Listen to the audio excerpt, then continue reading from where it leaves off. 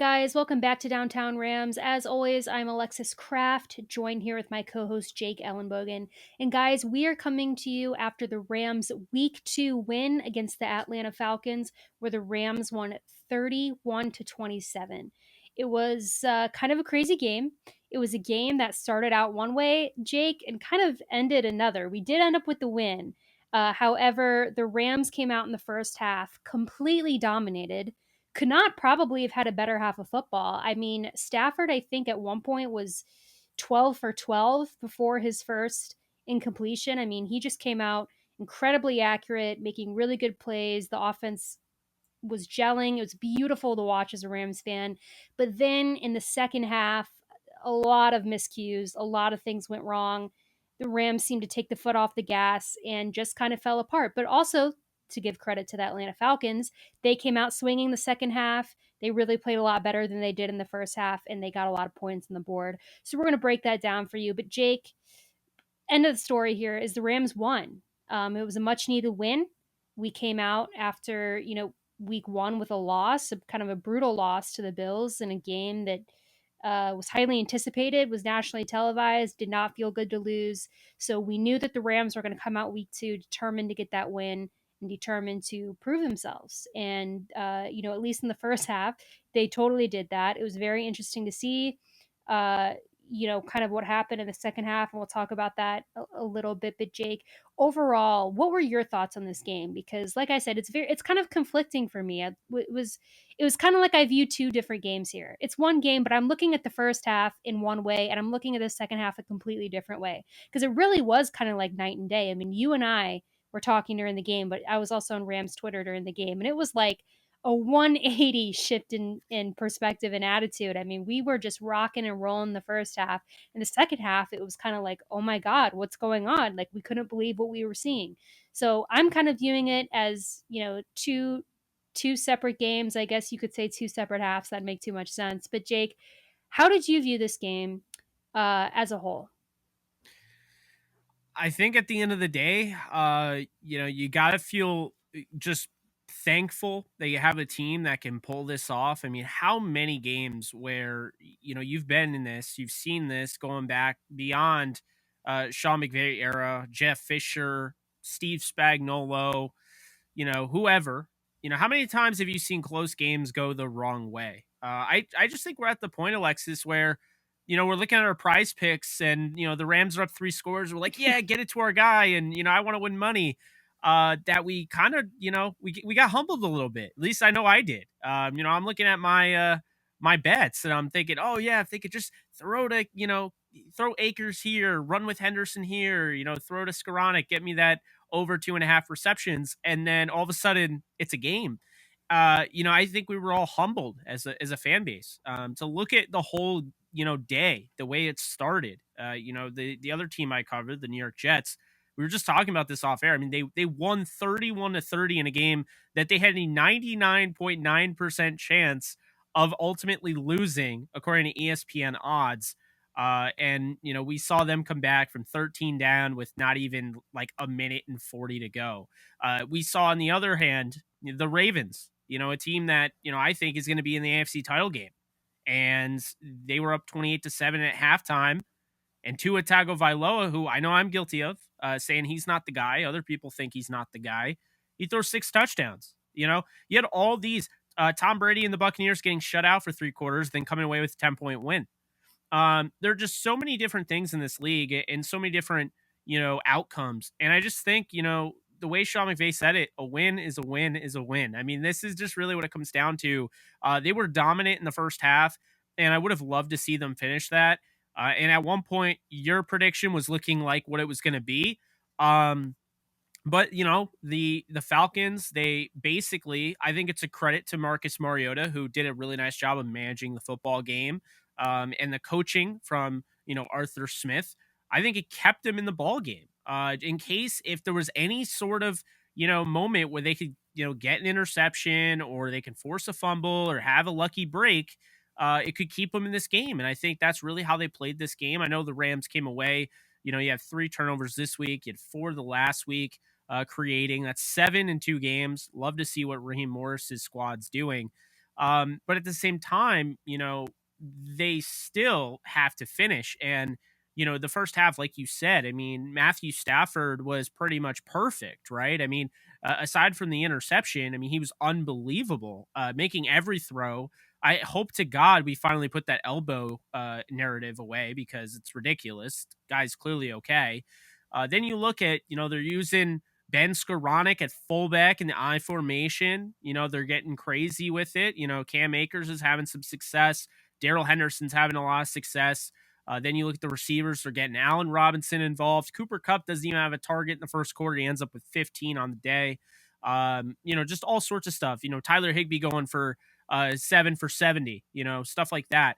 And the offensive line, Alexis, the first, and this kind of gets left behind, but it can't because this is really important here.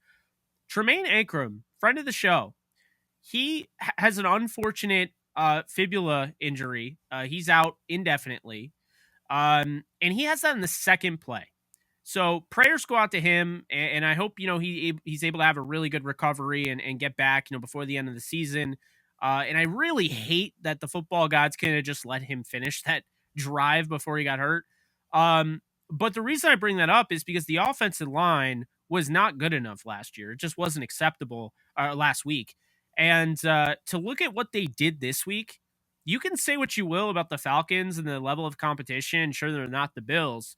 But that would have probably translated in any game they played against. I think the offensive line just kicked ass in this game. I was really impressed with Coleman Shelton, and I understand, they paid Brian Allen. They might have to move Brian Allen to guard because I think Coleman Shelton is the best center on this roster. I think he's the best interior offensive lineman on this roster, and I think he's probably one of the best offensive linemen on this roster. But you got great contributions all around.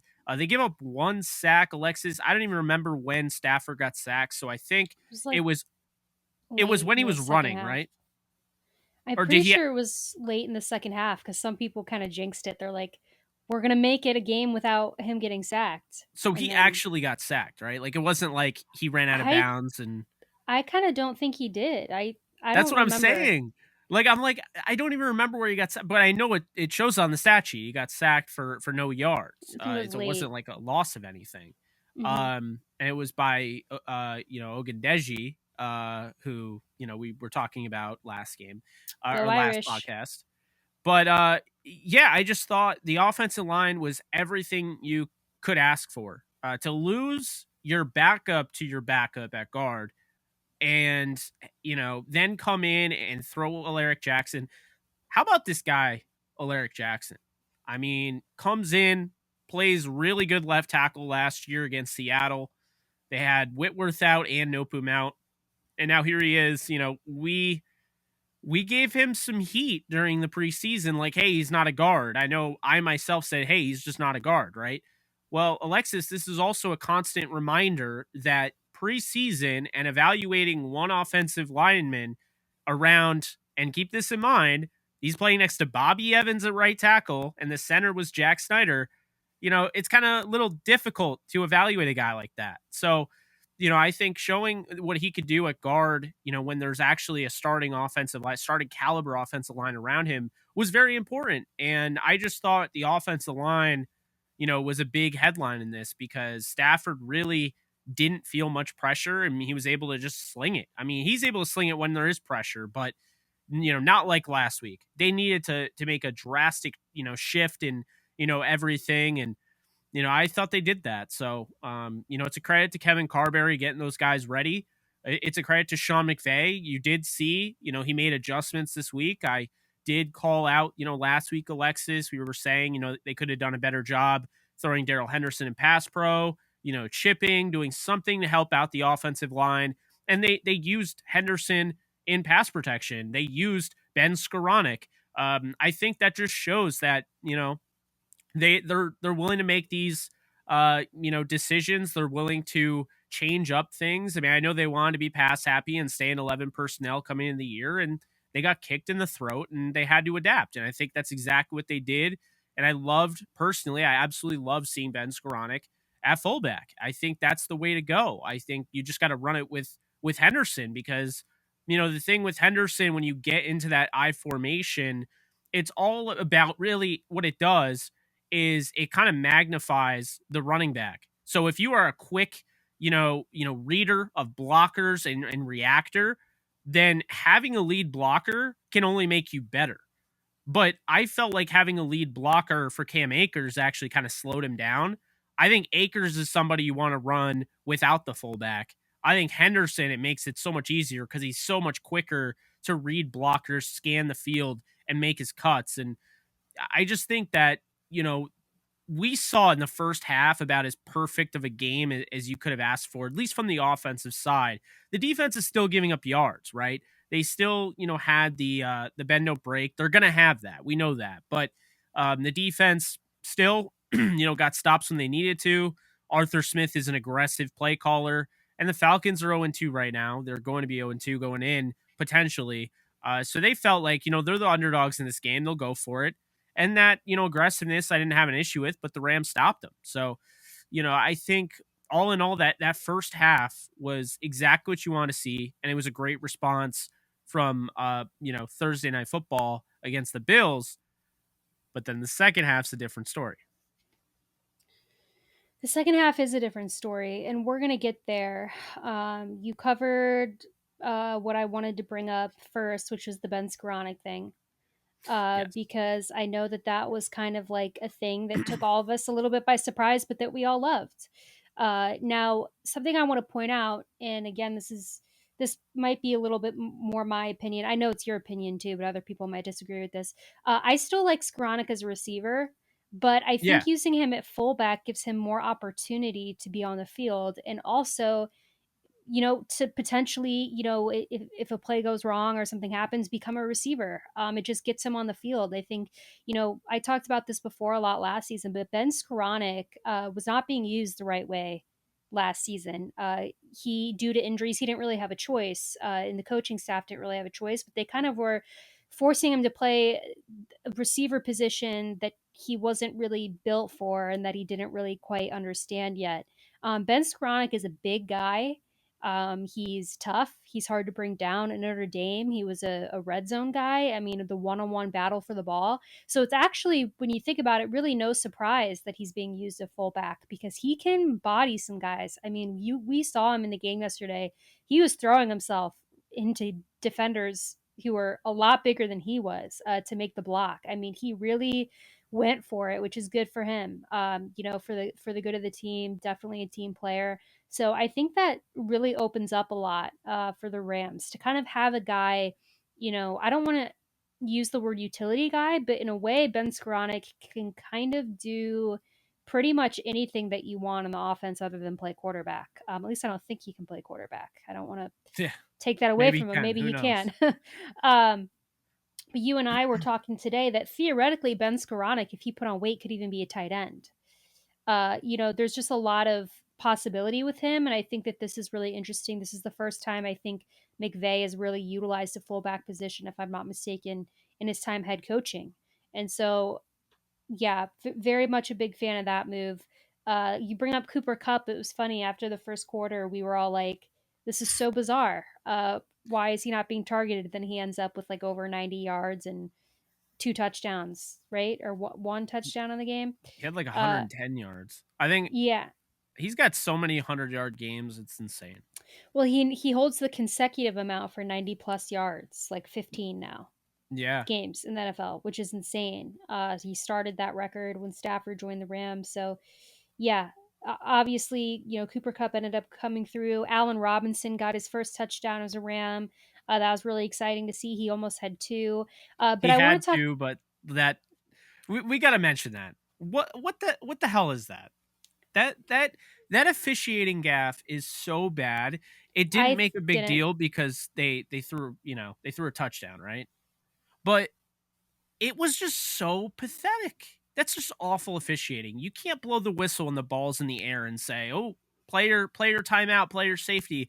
I'm all for player safety. The guy was already the play is almost done at that point. You can't blow the whistle when the ball's already been thrown. The officials absolutely sucked in that moment, and they should be held accountable because that was just terrible. That was terrible. That if the Rams don't score, they might lose this game there. If they didn't score based on that, they might have lost this game. Think about I that. don't. Yeah, I don't have a problem with it. I thought it was fine. That was the rule. I think people were a little excited It about that, it's just but it's way after the play. It just didn't something yeah. happen last year in the postseason with Joe Burrow? He like threw the ball. It was like I think it was against the Raiders, and the Raiders fans were saying that it shouldn't have counted because they blew the whistle early, and Joe Burrow like the same thing. Just let them play. If you missed out on the whistle the first time, I'm sorry. I that was the one thing. I didn't think the officials were great, but that was my only gripe, is I felt like that was just a terrible decision to do that. Well, you know But who also got a touchdown? Daryl Henderson. yes, And he that's what did. I want to talk about because, Jake, I don't know if you saw on Twitter, there were some people tagging us in some questions kind of about, the Akers versus Henderson debate and why are, just like literally 5 minutes ago, you probably haven't seen it yet. Someone was like, Alexis and Jake, why are fans still pushing for Akers so much when Henderson is clearly the better back? And I I responded and I was like, we couldn't are going to tell you. talk about that. You and I both think that overall Henderson is the more complete back. Yes. Uh, I understand the Akers hype. Akers had a very good. He came back really strong from his injury last year. But he did kind of dwindle in the playoffs, and you and I touched about that. Word coming out of camp is that he didn't have the best camp out of all the running backs. That probably is what contributed to the first game last week. Henderson got the start. Akers didn't get the start. Akers probably didn't get the start for that reason. He was beat out in camp by Henderson. Didn't perform as well as the Rams Well, thought. and Also, then they used the injuries as an excuse. They both were dealing with injuries. I mean, against the Bengals, do you know? I mean, well, but to but be the guy who fair, was taking all the snaps against the Bengals was Kyron Williams. He was the number one running back in camp when those guys were out. So it's not like well, Henderson got more time than Akers in the offseason. They were both banged up. Well, right, and that's what I'm saying. It is kind of tough because Kyron Williams, is hurt, and got Yeah. surgery. He was Well, out, but he would be getting, I think, maybe even as much time as Henderson, based on what came out of camp. They have very different roles, like very different body types, very different roles. Him and Henderson, but Akers, I think, kind of fell to the back burner a little bit when you bring in a Swiss Army knife like Kyron. You have then Henderson playing the way he is, and then because Akers didn't play as well as those guys in camp, based off what was reported, that's probably the reason for his decline. Um, I thought that Akers came out of the game really strong last night when he made his way. I think in the first half, Akers I thought looked pretty good. He looked like a guy who needed to prove something. Honestly, the way that he was playing, he was very aggressive, very violent. But then, like everybody else in the second half, he did I think regress a little. Um, just wasn't able to get much done. Uh, I think it's an interesting debate. I don't like how this is turning into a Henderson versus Akers debate on social media. I don't really think it should be that way. I think the Rams are a team that kind of need to run a running back by committee. They're not going to be a team that's going to have like a Derrick Henry. We don't have a Derrick Henry. Um, I do think that though Henderson has a little bit more to offer, and I think Henderson has been capitalizing more on his opportunities than Cam Akers has. But also, guys, it's week 2. There's a lot more to be done. I have to assume that the Rams were a lot happier with the way that Akers played last game than they were the way he played week 1. We don't know much about that. Obviously, we're not in the locker room, but yeah, I think it's very interesting, Jake, to see this debate going on, and for fans. I mean, it really says a lot. You know, the question kind of is why is everyone calling for Akers? You can keep calling for Akers, but the Rams weren't. I mean, I think it spoke for itself last night. So that would kind of be my answer: is the Rams have kind of shown us in this moment who they have more faith in at running back. and it's like I'm trying to say this in a way that's not like offensive to Akers. I don't think Akers was a bad running back. Like I've seen people because I don't want to be too far on the side of like Henderson over Akers to the point where I think Akers should be traded. That's not what I'm saying. I think Akers should be the backup. I do think Henderson should start. I think there shouldn't be a committee. They should use Akers like the Colts use Naeem Hines. I just think Henderson is better by a lot. Honestly, I don't think we realized it, but I mean, these are the facts right now. These are stats that I can literally back up. Cam Akers is averaging 2.4 yards per carry in the last 90 carries. The reason I bring up 90 carries is because that's since he came back from the torn Achilles. So 2.4 yards per carry is terrible, as you can imagine. And then, when you look at the touchdowns, I mean, Akers has a touchdown every 61 touches. Darrell Henderson has a touchdown every 24 touches. Then you look at the per game averages, and this is from 2020. So I know Darrell Henderson played longer by a year, so I wasn't going to give him an extra year. But this is from 2020 to 2022, and these are averages, not totals. So attempts, Darrell Henderson since then has 10.7 to Cam Akers 10.5. Pretty close, right? Well, Darrell Henderson averages 48.5 yards, and Cam Akers averages 42 yards. Darrell Henderson averages 0.4 touchdowns to Cam Akers 0.1, and Darrell Henderson averages 1.7 receptions to Cam Akers 1 reception. In addition to that, Darrell Henderson has 12.4 receiving yards per game, and Cam Akers has 9.4. In reality, it's not that far away for Henderson. I do swear to this day that they do not use Henderson enough. You look at all the games last year, he could have had 100 yards. And everyone used, well, Sony Michel was the first 100-yard rusher for the Rams. Yes, because they actually committed to the run with Sony Michel. The games where Henderson had 89 yards against Houston, they blew out Houston, and in the third quarter, Sean McVay took out all the starters. Henderson doesn't get that. The game where he's already at to 70 yards on 9 carries or whatever against the Cardinals early on in the season, nope, because Sony Michel fumbles at their own 20-yard line, and Arizona goes up 3 possessions. There were those games, too many of those games, where I saw Henderson was clearly the better back than Sony Michel and was clearly going to have 100 yards and probably would have had 1,000 yards that year if, one, he doesn't get hurt, but two, on top of it, he gets the carries early on in the season. Now, I understand the concern about him getting hurt, right? I understand that's probably why they're not using him as much. He only had 10 carries to Cam Akers 15. But you cannot sit here and tell me they only gave him 10 carries and gave the guy who has a serious Achilles tear on his resume 5 more carries. That was the reason. That's just not acceptable to me. So the way you look at it is this. Is Darrell Henderson that much further ahead than Cam Akers in yards? Not really in the averages. I mean, those are pretty decent, like 48.5 to 42, and obviously scores way more touchdowns. But here's the really big thing, Alexis. Cam Akers is probably a better receiving back. I mean, maybe he is. Who knows? But he's pretty good, right? I think he's a better receiver than a runner right now. He needs to get better. He needs to be more patient, and he can't be losing yards. The Rams only had 3 negative plays, and all 3 of them were Cam Akers in that game. So that's a big thing. He doesn't move forward. He goes side to side. That's one thing. Henderson reads, he hits the hole. That's the one thing. But the second thing here is pass protection. It's not close. If you could do a Madden overall rating based on pass protection, Darrell Henderson is in the 90s. He is one of the best pass protectors in all of football at the running back position. He is unbelievable. He is just like you talk about Kyren Williams during the draft. Kyren Williams is probably in that 90 range already. So when you have 2 guys that pass protect at an elite all-pro level, and then you look at Cam Akers, who I'd probably give a 65, that's just not good enough. Okay, and that's really what it comes down to.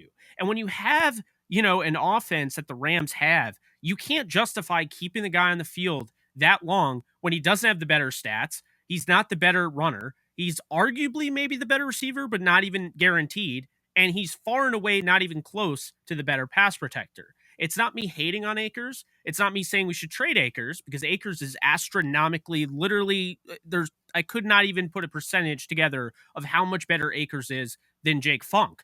But it's not me saying he sucks. It's not me saying we should get rid of him. It's me wanting the best player on the field. And when I get, comments like, well, Akers needs to be in there because we need to get him motivated. We need to get him reps. We need to get him comfortable. I'm not even against that. But what you're saying to me, in that he's going to get more carries because of that than Henderson, is you're saying that you want a guy in the field who's not the better player, but you want him on the field because you want to build his confidence up. Do you know who wins games like that? Nobody. You win the games by putting the best players on the field.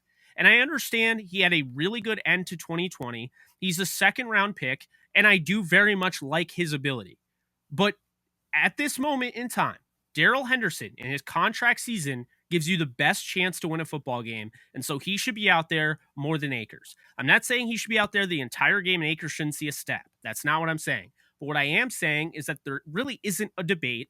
Darrell Henderson wins in every category. And if Kyren Williams was healthy right now, Akers might be fighting to even get snaps, period. So that's where we're at in this. And that's why I think the Henderson people, like me, are kind of frustrated because, you go and you watch the tape and then you see the people that support Cam Akers. I'm not saying don't support Cam Akers, right? But you can't sit there and just make up stuff and say that Cam Akers is the better runner. Cam Akers is more patient. Cam Akers runs with more power. Those are like, you can't just say, oh, well, I trust my eyes. Congrats. But you got to go back and you got to watch the tape. You got to go and look at the stats. The tape and the stats do not at all justify anything that has been said in regards to Akers over Henderson. It's literally, quite honestly, Alexis, the same exact conversation that I was debating with people last year in regards to Sony Michel and Darrell Henderson. And if you want to know why Sony Michel was not brought back and why he wasn't utilized in the Super Bowl, and they cared more about using an unhealthy Henderson who was literally, he had a high ankle sprain, and they leaned on him to help them carry that. He had 4 catches for 40 yards. If you're wondering why they used him over a healthy Sony Michel, it's because he fit the offense. He does exactly what they want. He protects the quarterback. He's not a bad pass protector, Sony Michel was, but Sony Michel doesn't fit the offense. Akers does, and Henderson fits it like an absolute glove.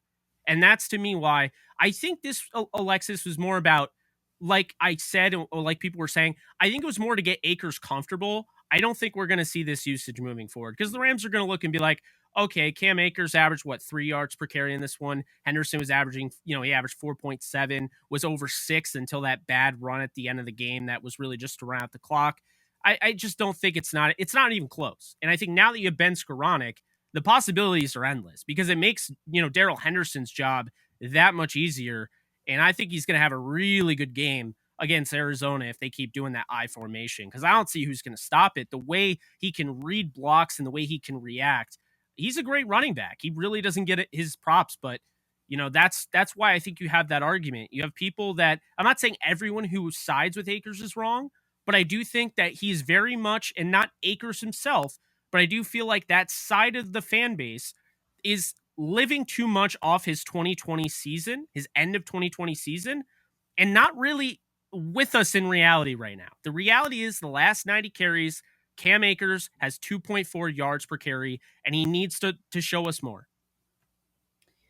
Well, and it is just kind of funny that everyone who's complaining about how Cam Akers wasn't used enough, and they clearly haven't read the stat sheet because he had more carries than Henderson. Yeah, I don't Did in get the that. game. Henderson just made more of the carries. But yeah, I mean, I think it also is going to really change when Kyren Williams comes back. Just It based off, could. I am worried about him getting behind, though. You know what I mean? I am worried about that. That I was telling you, like with Kyren, I was like, I really hope this doesn't derail his whole trajectory, because he was like making his way up in camp. Everyone was raving about him, and then he got hurt, and it's like you never know. Yeah. But assuming the best happens and he gets back to his old self, that's going to be really interesting to see, how that works with those 3 backs in the room. But Jake, moving on to defense, let's start off hot. Let's talk about Jalen Ramsey. So Jalen Ramsey, all right, doesn't have a good game last week, just to put it frankly, doesn't have a good game. Comes out this game, honestly, didn't have really a good or bad game into the end. I mean, he just kind of didn't do anything except at the end. He does get a game winning interception off Marcus Mariota, which definitely helped the Rams with the win. So that's the positive. So we have to say, he had a good game because of that. So, Jake, does this, I think this interception helps from a kind of a momentum, probably, and self confidence standpoint for Jalen Ramsey. It makes Jalen me, Ramsey lacking confidence? well, No, maybe I'm messing with you. he would never admit if he was. He would maybe Yeah. overproject, honestly, that he's the furthest thing from it. But it was very clear after the game when he was like, "I'm him," Yeah. and like going on a thing that he uh, heard the noise, and he heard that people were kind of down on him and kind of not so happy with him with how he's performed. Quite frankly, since the playoffs last year, he didn't have a good playoff run last year, even though we won the Super Bowl. Definitely were not uh, great games for Ramsey. Got beat a lot and had some plays that had us kind of scratching our heads. But Jake, you know, I understand both sides of this argument. I understand the side of the argument where people are like, the interception doesn't mean anything. The ball was thrown a foot over the receiver's head. It was really just a 50-50 ball. Game winning, sure, whatever. It doesn't really matter. He still had a bad game. And I understand the other side of it where it's like he needed this. Like we needed to see that he can still make plays when it matters. I think both things can be true. I don't think we have to like make this a polarizing statement on Jalen Ramsey. I think it's okay to say, you know what? He hasn't had the best couple of games, but he still stepped up when it mattered. That's great. And hopefully he can work on the other stuff too. I don't think this needs to be a whole, polarizing thing one way or the other. I think, yes, obviously we would all like to see the old Jalen back, right? The shutdown, absolutely insane every single game. That hasn't been happening. But I was pretty happy with that interception because, as we mentioned earlier in the show, I mean, the fact that it even got to that point was just crazy. We didn't imagine that we would be in that situation at the beginning of the game. I don't think the Rams did either. So that basically won the game for us. I mean, what are your thoughts? Do you think that Jalen Ramsey still has to prove something? Do you think he still needs to come out week 3, week 4, week 5, have good games? Do you think if he comes out during those games and plays like he's been playing, it's cause for concern? Um, you know, what are your thoughts on this? Because my thoughts are really, I don't have too strong of thoughts. My thoughts are, I want him to play better, but I'm not freaking out about it. I'm with you. And I agree with like, you hope, you look at the interception, you hope he kind of springboards off that. Because I do think the confidence thing is real, and like you said, he would never admit that. That's a big part of his brand, is being, the confident, overconfident corner there, gets in your face, lets you know about it. But yeah, I don't think it's anything to be concerned about. I also think this is somebody coming off a surgery earlier in the year, and then week 2? It's week 2, so I mean, keep in mind, he was part of a team that played the most games in NFL history. That has to do something to your body. And I know it sounds like it's not a big deal, but I feel like we're kind of seeing that with the Bengals. They don't even look like the same team. I mean, they spent more money on their offensive line this year, and Burrow's leading the league in sacks. It's the worst Um, offensive line in football. I'm sorry. I You're gonna get him feel. killed. Does that sound like an excuse more so, or do you think that could be an explanation? I'm asking you because Um, I don't know how I feel about it, but here are the facts. No team in NFL history has played 21 games in a season, like the Rams and Bengals did. So the fact they had to play that many games, no one has ever done that. It's the most games in NFL history, and we've never seen a team come back from that. So I mean, they were playing pretty late, so much so. I mean, the Rams kind of canned, a lot of the draft process. They basically did their own thing. They didn't go to the events. Um, and I do think, part of it, they got behind a little bit, maybe in free agency, maybe in player scouting, things like that. Not accusing them of that, but I mean, Rams and Bengals, that was, say what you will, but it's like, I don't know if you just automatically, your body clock and everything, you're just used to playing that late in the year. I mean, I know it wasn't that late, but 21 games, and Jalen was a part of every one of them. So I don't know if, like, again, I don't know if it's an excuse or like a reasonable thing, but I was thinking about that. I'm like, that was the most games in NFL history, and the Bengals sure as hell look like they're beat from last year. So I don't know, but it is something. And like I said, and like you said, it's week 2. I'm not concerned. Talk to me week 12 if Jalen is still doing this. Then I'll be a little it's concerned. it seems more mental to me than physical, because when you watch these plays that he has that kind of break down, it seems more like a lapse in coverage, or just, sometimes I think he wants the home run and jumps. or that type of thing. But Or he again, gets because beat and he'll be like, well, wait, like he'll look over and be like, where or is the he'll guy? And I'm complain to like, the come ref. on, man. I know. Well, Like yeah, you I did, think you didn't have, help over the top. Come on. I think it happens. Listen, I think it It happens. does, but I think it's a mental thing. I think the Bengals have a completely different issue, if I'm being honest. I think the Bengals just cannot find an offensive line that works together. I mean, you just watch it's oh well, it's yeah. 1 second. I mean, I feel so bad badly for Burrow. I Yeah, do it's not for ideal. Burrow. But yeah, so I think they've got a whole different I don't think it's an injury thing with them. I think they're just collapsing, like, quite literally on the offensive No, line. not an injury thing, but like I do wonder if this is just a different because I mean that was the first season with 17 games in a year. Yeah, it's You probably know, it could probably be maybe a mental thing, just like yeah, a it exhaustion. could. But let's talk about happy things and a happy thing in regards to the secondary. How about Jacoby Durant? Man, that Yep, was. I know that he caught a tipped pass, which I know like people were trying counts. to It I still think counts. it still counts. And he also had a sack.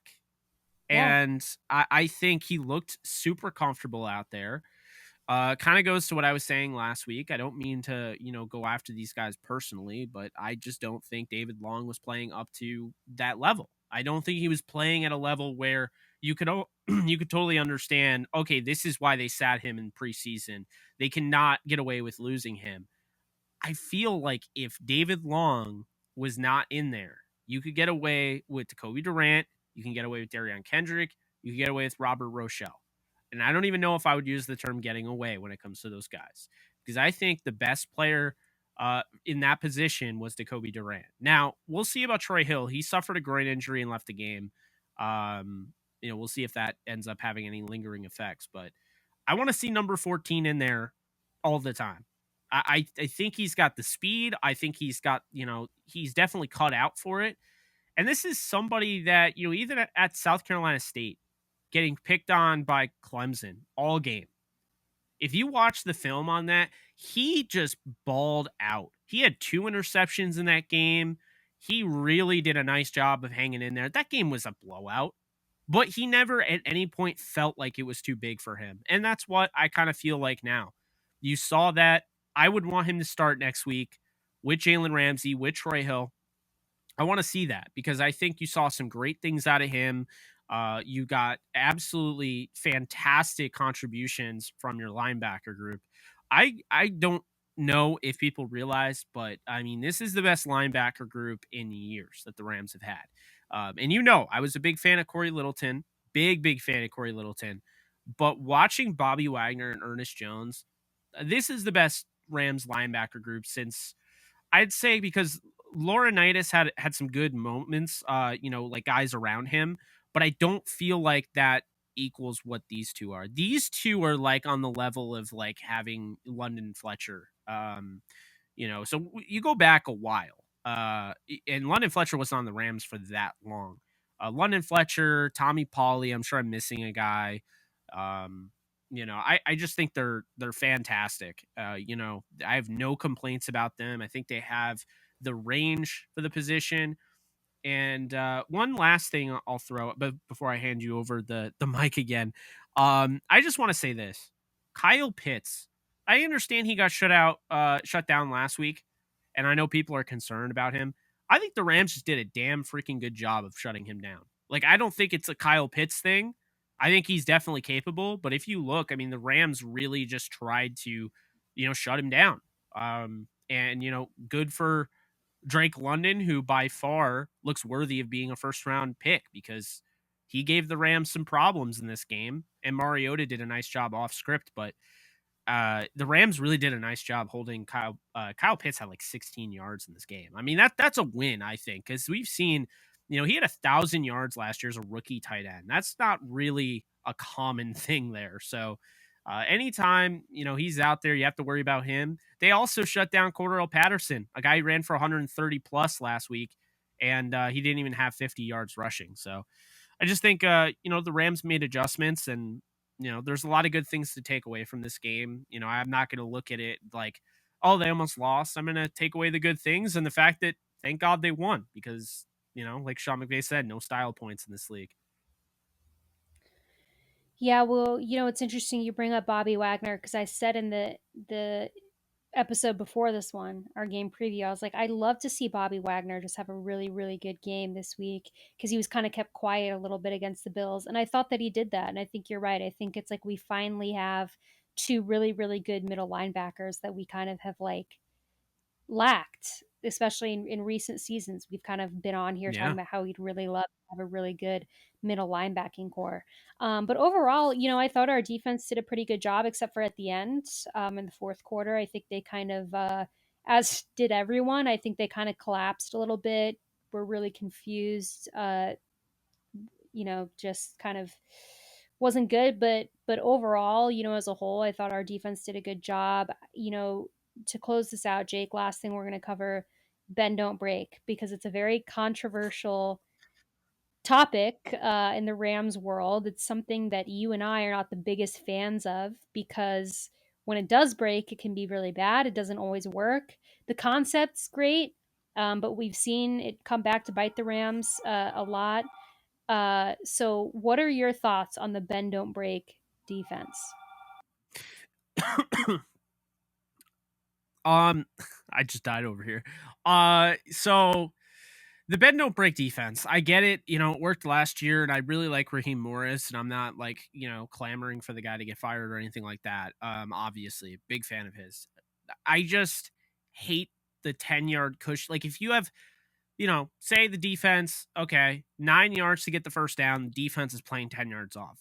Why? Like, I just think if they played more, and again, I can't critique the defense because, I mean, this is like everything has to work the way it does in order for it to work the way it does. And so it's just frustrating, Alexis, because I'm one of those guys who I like, bump and run coverage. I like man coverage. I like physical, press coverage, and to watch him play that far off, it is so painful. It really is. I mean, I Yeah. really like watching the defense, but man, it is painful. I will Well, say here's the this. thing. Oh yeah, go ahead. Well, I was gonna say the thing is like we can talk about it, but like they will not change it.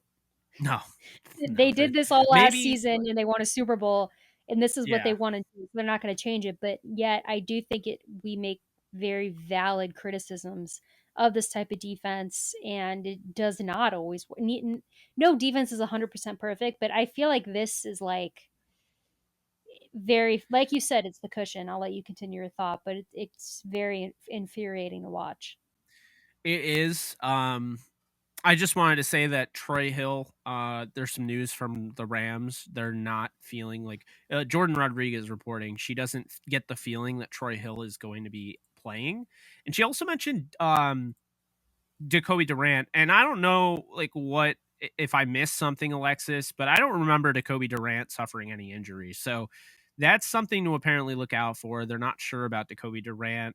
Tremaine Ankrum is out for the year, so he'll go on IR. I would imagine we're gonna get Ode Ibushi, who comes on to because I don't think the Rams under any circumstances I don't know why they really kept Bobby Evans, because I don't feel like they have the confidence to put him in, but I think Ode Ibushi is next in line if anybody goes down. But yeah, the way it's said is Troy Hill had a groin injury. His status ETA is in question as Rams run tests. Jacoby Durant had a hamstring strain prior to his interception, so he was playing with an injury, believe it or not. Now, yeah, Tremaine Ankrum broke his ankle and was scheduled for surgery today. He's out for the year. He will not return, which is really unfortunate. I was hoping he'd come back at some point this year, but that's not going to be the case. So, yeah, really, I hate injuries. Really sucks. But luckily, the Rams have a lot of depth at corner. If Troy Hill and Jacoby Durant can't go, this is a huge opportunity for Jacoby Durant if he can go. Mhm. The Rams have not lost a game in Arizona since 2014. They win there. I'm knocking on wood. Don't worry, Alexis. They go there and they win. I mean, they've been doing that. Jeff Fisher, Sean McVay, does not matter who. They've been winning there. And so, we'll see. But I feel pretty good about going into next week. I mean, the injuries suck, like I said, but I don't know about you. I didn't feel it until really this week, but I am really excited to get Van Jefferson back. I think that speed over the top is just going to open everything up even more. And you saw like what the Rams offense was capable of in the first half. But I just feel like having Van Jefferson back is really going to be integral to, taking this offense really to the next level. Because I mean, let's be honest here. As good as the offense looked in the first half yesterday, and they looked amazing until the interception, and then the second half, they weren't even running at full capacity. They could have OBJ in this offense later on in the year. We don't even know what the Rams offense is going to look like in like week 12. So that's the exciting thing about seeing how good that they can be this early in the season in a half. Now they got to put it all together. They show they could play a great first half of football. They'll likely have Van Jefferson back. I can't imagine Van Jefferson's going to miss an opportunity to show up his dad again because he's the wide receivers coach on the other sideline. So I think he'll be back. I think he'll be good to go, and I think the Rams they'll have some fun once again at University of Phoenix Stadium or whatever they call it now in Arizona. I am hoping and feeling that they will, and we will cover that here later this week when we have our preview episode. But guys, that's going to do it for us on our game recap of Rams and Falcons. As always, please follow us on social media at Downtown Rams. Please like and subscribe if you're watching us on YouTube. Or subscribe to our podcast wherever you listen to your podcasts. You can follow me on Twitter at the Alexis Kraft. You can follow Jake at JKBogan. And guys, we'll be back later this week. But until then, stay safe, take care, and go Rams. If you haven't joined Prize Picks yet, you need to do it this season. Prize Picks allows you to pick up to 5 player props, and it gives you the option to 10x your winnings. Look at this right now. Tom Brady right now, for a limited time only, is a free square because unless he gets hurt, he is going to be getting that 0.5. I'm going to select Tom Brady. I'm going to select Josh Allen going 275.5. Matthew Stafford going 265.5. We'll just throw Lamar Jackson in here, and let's just throw Justin Fields gets more than 191.5. So what you do here, you put more or less if you believe, Lamar Jackson gets less than that. And there you go, 10x your winnings if this pays out. You will actually get paid out even if you only hit 3 of them. You'll get 0.4 times your money back. You'll get 2 times. You'll double your money if you get at least 4 out of 5. Deposit today by using our promo code DTRAMS, and you'll get up to a $100 bonus match.